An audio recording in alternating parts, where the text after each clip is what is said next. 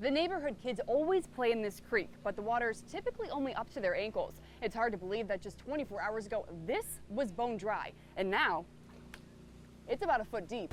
Hi, Jeff. That's absolutely right. What makes this case so unique is that so many people have seen this brutal video of the beating of Robert Brooks. The Attorney General released the video in late December. Dan and his family used to be able to walk right out and take a swing while looking out at the water. But now, those same swings that were once steps away from the camp are more like a boat ride away.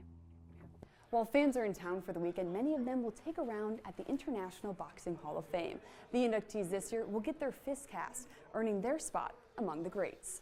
Absolutely. Anyone who knows me knows that the milk bar, my absolute favorite part of the fair. 25 cents? What's 25 cents anymore?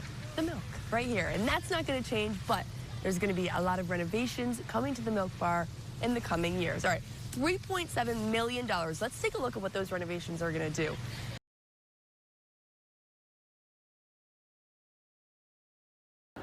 On Fitch Street in Syracuse, you'll find a freshly redone house, fixed up by owner and landlord Tim Williams. I wanted to help people that couldn't afford the high price of rent. But a closer look reveals a troubling sign: bullet holes, all in the past year and a half. This is a bullet hole that happened about, I would say, a couple months after I had all these first floor windows redone. Williams showed me 4 different holes in the house, and another which hit his tenant's car. Why do you have to live in a war zone if you're not a part of the war? Mr. Williams says these bullets are the most recent, these 2 going into the first floor tenant's bedroom, and the one up there hitting the headboard of the second floor tenant while he was sleeping. At the property I could care less about, but the bodies inside are humans, and I don't want them hurt. I can replace this side, and I can't replace their lives. So something needs to stop. Williams is also frustrated by the lots on either side of the home. On the left, he says people party all night, and on the right, a lot owned by the Greater Syracuse Land Bank that's overgrown and has nonstop foot traffic. I just want to ask the city and the mayor, why can't we get proactive in the poor neighborhoods? Everybody can't live in Tip Hill. Everybody can't live on the high rent district on James Street. News Channel 9 brought those questions directly to Syracuse Mayor Ben Walsh. He met us at the property last week. I'm glad that Mr. Williams reached out to you. I'm glad to now have met him and to work very directly with him.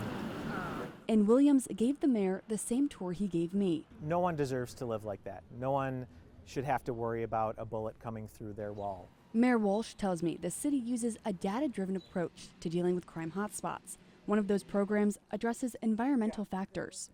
Ideally, we would want to reduce that overgrowth, create clear lines of sight, which make people feel safer. Less than 2 weeks after News Channel 9 got involved, crews got to work on the land bank lot next door. What Mr. Williams did here is a model for other landlords to follow. We need more Tims in the city of Syracuse investing in properties. Cleaning up and hopefully creating more opportunities in every neighborhood. In Syracuse, Kendra Broddus, News Channel 9.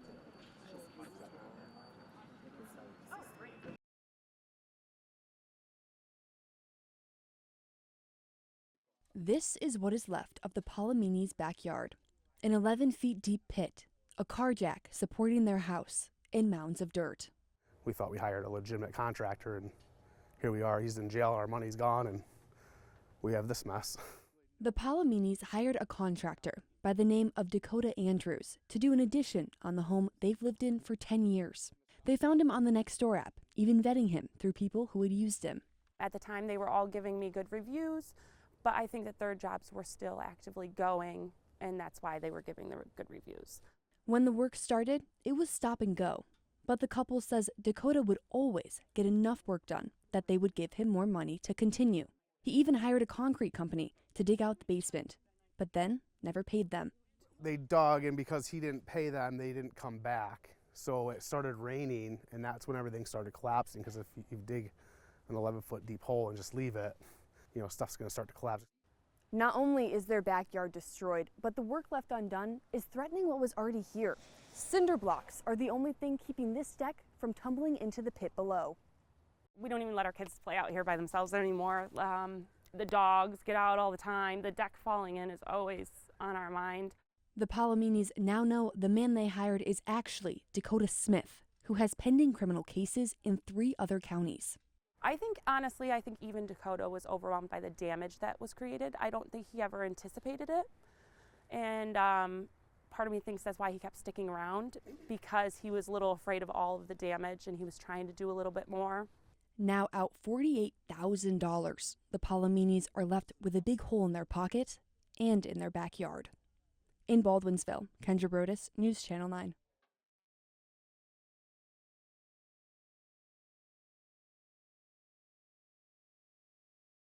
She's sassy, stealthy, and severely stubborn. Mac, hey, sweetheart. She tends to do what we don't want her to do. And I don't know if that's because she's trying to be a stinker or if that's what wallabies do. After nearly 10 days of slyly bouncing through Oswego County, evading capture, a 7-person operation to locate, dart, and blindfold the marsupial was carried out to finally get Mac back. When she came running to my arms and we embraced each other, it was wonderful. I don't know if she enjoyed it as much as I enjoyed it, but it was anything but special. In the hours that Mac has been back, she's been pampered by those who love her, enjoying her time in a safe space and also getting a lot of her favorite treats. Mac's neighbors also happy to see her back home. But the space will be seeing some upgrades after her unsupervised sabbatical. One of the things we've done is we've upgraded some of the locks where they automatically lock themselves. The biggest thing we're looking into right now is increasing our camera security. Mac missing for over a week was stressful for Danny, but the wallaby stole the hearts of the many who spotted her springing about in the community. She's become very famous, and we definitely want to open up for the public to come and see her and to come and visit her in the future. But for now, she's hopping at home. In Oswego, Kendra Broddus, News Channel 9.